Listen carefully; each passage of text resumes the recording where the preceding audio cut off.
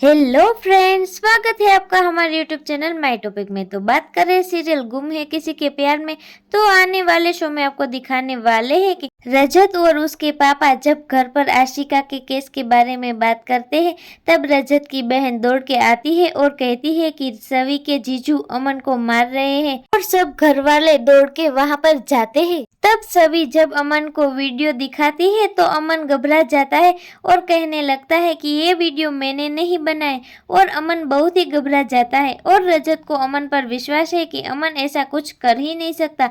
तब सभी रजत से पूछती है कि इनका प्राइवेट वीडियो किसी और के पास कैसे जाएगा, बताइए। और तब सभी के जीजू बहुत ही गुस्से में आ जाते हैं, अमन को धमकी देता है कि तुम ऐसा करने के लिए तुम्हारी रूह कांपेगी, ऐसी सजा मैं दिलवाऊंगा। तब रजत सभी के जीजू को धक्का देकर अमन से दूर कर देता है और कहता है कि मेरा भाई है, तुम उसे दूर रहो। तब सभी के जीजू कहते हैं कि तुम्हें जो करना है वो कर लो, उसे तो मैं सजा दिलवा कर ही रहूंगा। और तब सभी के जीजू उसको लेकर वहां से चले जाते हैं। दोस्तों, आपको क्या कुछ लगता है? आगे की अपडेट जानने के लिए जुड़े रहे हमारे साथ हमारे चैनल माय टॉपिक में। अगर हमारी चैनल अच्छी लगे तो लाइक, शेयर और सब्सक्राइब करना ना भूलिएगा।